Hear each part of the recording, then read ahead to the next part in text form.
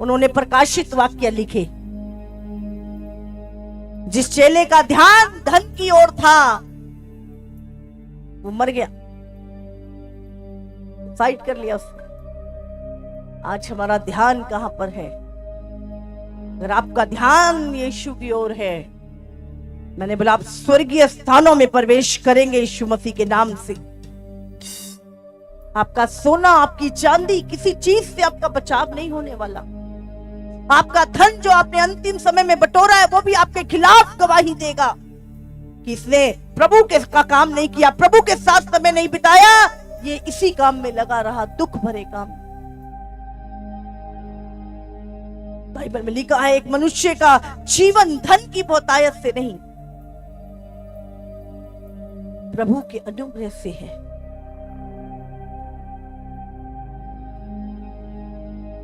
आज परमेश्वर चाहता है, मैं एक वचन निकालेंगे रोमियो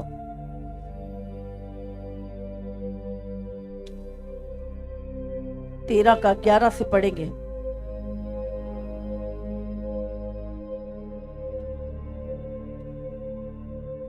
पढ़े जल्दी से। समय को पहचान कर ऐसा ही करो, इसलिए कि अब तुम्हारे लिए नींद से जाग उठने की घड़ी आ पहुंची है। हाँ, नींद से जाग उठने की घड़ी आ पहुंची है। क्योंकि जिस समय हमने विश्वास किया था उस समय के विचार से अब हम उद्धार निकट है। आगे। रात बहुत बीत गई है और दिन निकलने पर है, इसलिए हम अंधकार के कामों को त्याग कर ज्योति के हथियार बांध लें। जैसा दिन को शोभा देता है वैसा ही हम सीधी चाल चले, ना कि लीला क्रीड़ा और पियक्कड़पन में, ना व्यभिचार और लुचपन में, और ना झगड़े और ढां में, वरन प्रभु यीशु मसीह को पहन लो और शरीर की अभिलाषाओं को पूरा करने का उपाय ना करो। किसका उपाय ना करो? शरीर की अभिलाषाओं को पूरा करने का उपाय ना करो। प्रभु कहता है अंधकार के कामों को त्याग दो।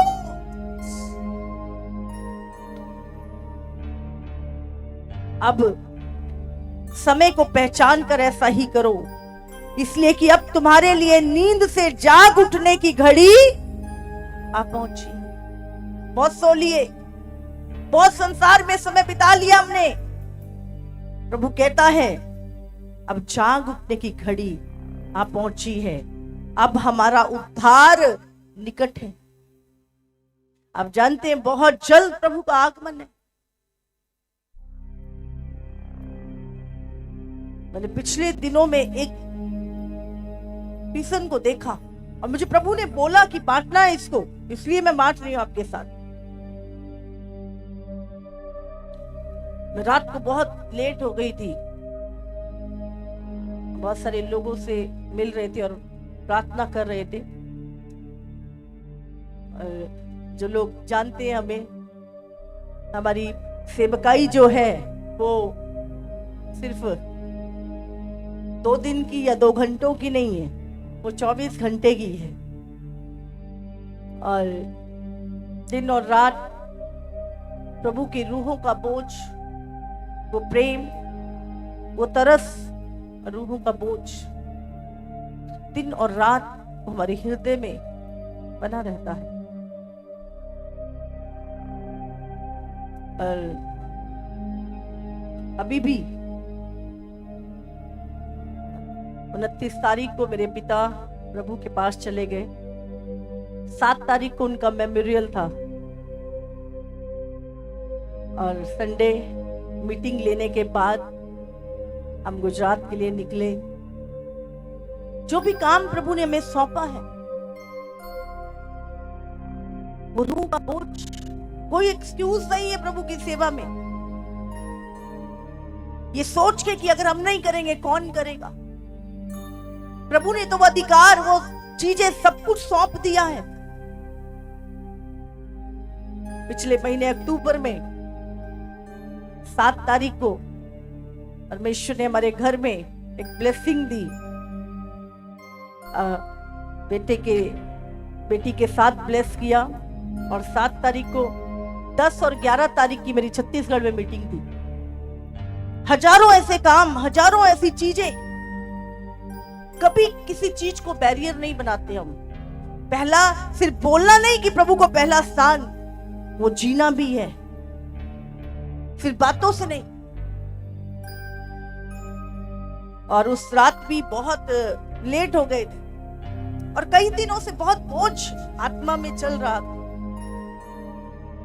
और जब रात को मैं सोई, मैं घर नहीं गई उस दिन और ऑफिस के पीछे ही स्टूडियो में मैं नीचे गद्दा बिछा के सो गई। अभी 1-2 घंटा भी नहीं हुआ था, मैंने एक दर्शन को देखा। मैंने उस भयानक दिन को देखा जिसके बारे में परमेश्वर ने योएल की किताब में लिखा है। यहोवा का वो भयानक दिन, और वो दिन ऐसा था जैसे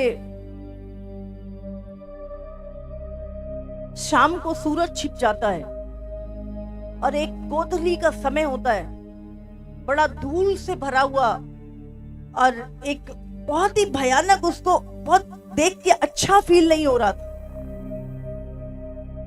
और मैंने देखा चर्च में भगदड़ मच रखी है, लोग आ रहे हैं जा रहे हैं, और मैं उसी स्थान पे बैठी और मेरे अंदर से आया कि बस प्रभु का दिन आ चुका है, अब सारे काम छोड़ दो, उपवास और प्रार्थना में जाओ और हम बैठ के सिर्फ प्रभु की बाट जोएंगे और हम कोई काम नहीं करेंगे। मैं ऐसा अपने मन में सोच रही हूं कि प्रभु का भयानक दिन आ गया और बड़ी चर्च में आवाजाही लगी हुई है। और एकाएक मेरा प्राण ऐसा लग रहा था मेरी आत्मा से अलग हो गया। इतनी बेचैनी और इतनी हृदय में व्याकुलता थी। और एकाएक हमारी चर्च की एक बेटी, प्रभु बात करता उससे, और वो दौड़ती हुई आई और बोली, प्रभु ने मुझे एक मैसेज दिया है और वो मुझे मम्मा को बताना है।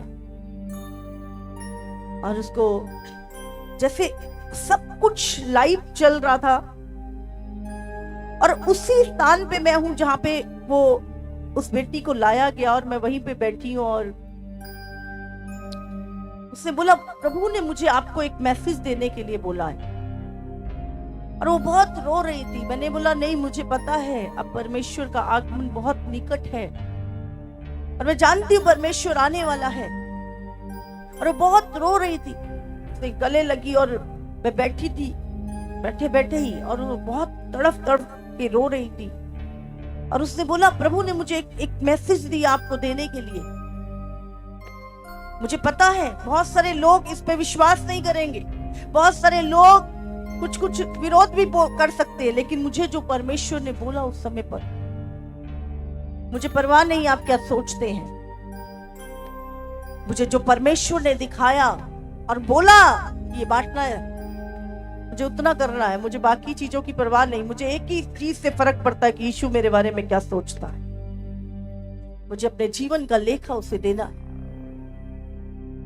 और उसने बोला, प्रभु ने मुझे बोला है कि मम्मा को बोलो जाके कि मेरे आने में 4 साल हैं, 4 साल अपने आप को तैयार करो। 4 ईयर, मुझे नहीं पता। और वो इतना रियल था और मैं बहुत रो रही थी। और परमेश्वर ने, बाइबल कहती है कोई नहीं जानता उसके आगमन के विषय में, वो दिन के विषय में कोई नहीं जानता कि वो कब आएगा।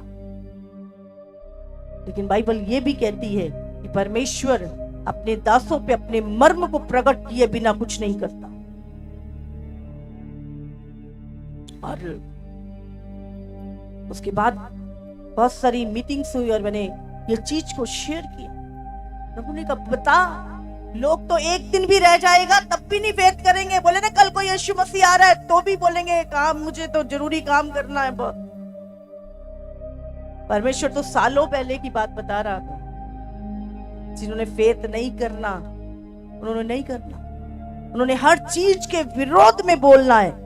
और जिन्होंने विश्वास करना है पहले तो वचन लिखित भी नहीं होता था, मुंह से ही बताते थे और लोग फेथ करते थे और 3-3 हजार लोग एक दिन में बपतिस्मा लेते थे। कोई बाइबल नहीं थी, कोई वचन नहीं था, चेले बोलते थे, जो प्रभु से सुनते थे वो बोलते थे। रोमियो कुरिन्थियों की पत्रियां किसने लिखी? पौलुस ने लिखी। पौलुस कौन था? यीशु का चेला था। यीशु उस समय नहीं था वहां पर, पवित्र आत्मा से सुन के उसने लिखा, और आज हम उसकी हर एक चीज के ऊपर फेथ करते। प्रभु आज भी बात करता है। मैं आपको बता रही हूं, रैप्चर बहुत निकट है। प्रभु ने बोला 2025 में कलीसिया सताब में से निकलेगी।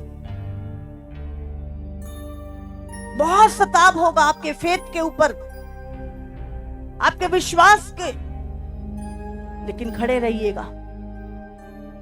अगर आप उसके दुखों में सहभागी हैं तो उसकी महिमा में भी सहभागी होंगे। 2025 सताब का, लेकिन प्रभु ने कहा इसी साल मैं कलीसिया को सबसे अधिक बढ़ाऊंगा। हालेलुया। सताब होगा लेकिन कलीसिया बढ़ेगी, क्योंकि हमेशा कलीसिया सताब में ही बड़ी है। 2026 लेन देन बंद होगी, वो चिप आ जाएगी। अब देख रहे हैं चारों तरफ नई करेंसी बनाई जा रही, कैशलेस सोसाइटी।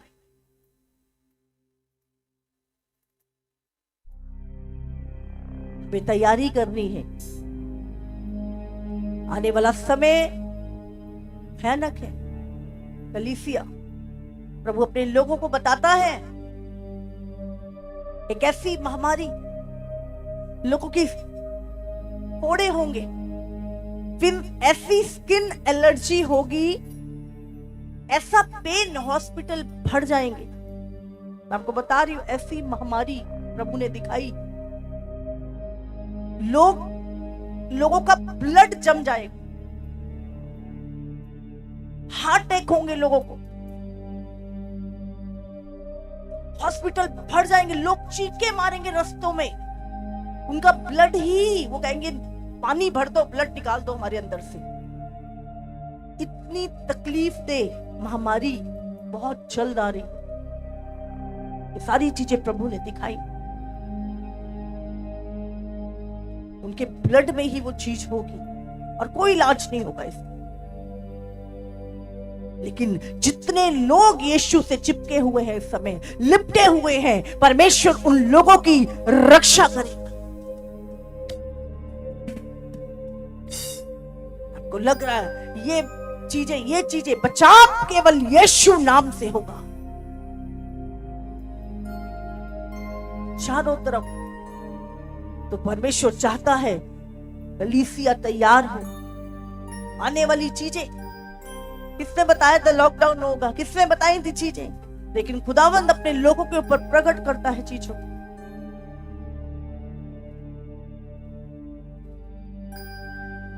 हमें उलझना नहीं। बहुत जल्द कपड़े नहीं पहन पाएंगे लोग, ऐसी स्किन को लेके। अभी भी सबसे ज्यादा स्किन डिजीज फैल रही है। जब मैं प्रार्थना करता, प्रभु, बाइबल में लिखा है दुष्ट का समय आ चुका है, बहुत क्रोध में है, बहुत क्रोध में। नीचे पताल में दुष्ट आत्माएं चिल्ला रही हैं बाहर आने के लिए। बंदी आत्माएं बाहर आना चाहती है और उनका समय है, वो आएंगी अब, ऊपर से, नीचे से, चारों तरफ से, क्योंकि उसका राज्य आ रहा है। एंटी क्राइस्ट का आना, जो जो भविष्यवाणियां बाइबल में लिखी है, अब उनके पूरा होने का समय है। तो हम हाथ पे हाथ रख के बैठे नहीं रह सकते। वो जैसे चल रहा है चलने दो। कलीसिया में घुटनों पे आना है, प्रार्थनाएं, नाइट प्रेयर, परेशानियां आने के बाद नहीं, ये क्या हो गया। प्रभु चाहता है हम पहले से अपने रास्ते बदले, हम उस जगहों से मुड़े। अगर उस समय प्रभु कह रहा था कि अपने पापों से मन फिराओ, स्वर्ग का राज्य निकट है, और फर्स्ट सेंचुरी की कलीसिया तैयार थी, अपना सब कुछ भेद बात के उन्होंने इतने तैयार थे वो लोग। आज कलीसिया कितनी तैयार है, चर्च कितना तैयार है प्रभु के लिए।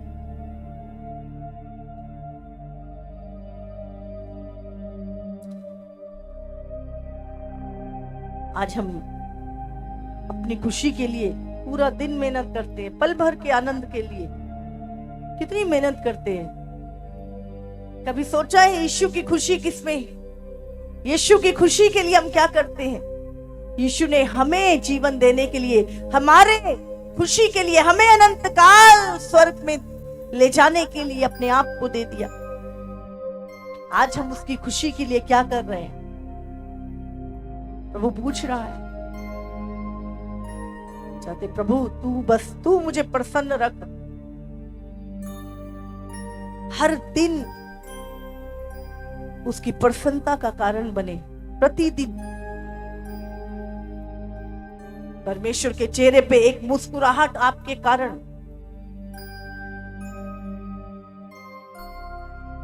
संसार का संसार में रह जाएगा। हालेलुया। मांगो, आपके पास अधिकार है, उन अधिकारों को इस्तेमाल करो।